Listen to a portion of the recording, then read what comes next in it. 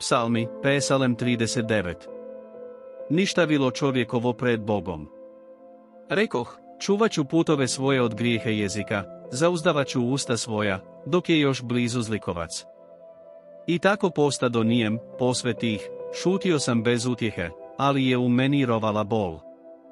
Goruće mi postade srce u grudima, kad bih mislio na to, razgorio bi se oganj, tada sam morao govoriti jezikom svojim.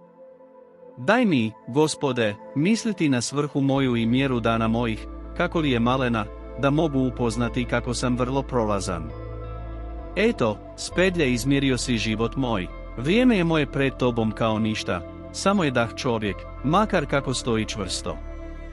Kao sjena prolazi čovjek, ni za što je muka njegova, skuplja, a ipak ne zna, kojemu će dopasti. A sada, svemogući, što da čekam? Samo si ti ufanje moje. Od svih grijeha mojih izbavi me, ne daj me na podsmijeh bezumnima. Sad sam tiho, ne otvaram usta svojih, jer si ti to učinio. Odvrati od mene bič svoj, inače moram podleći siri ruke tvoje. Ti karaš čovjeka kaznama za zlodjela, ti pustiš da prođe život njegov kao moljčev, samo je dah svaki čovjek.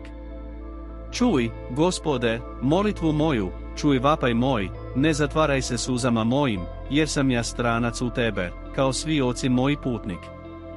Prestani me karat, da odahnem, prije nego otidem i više me ne bude.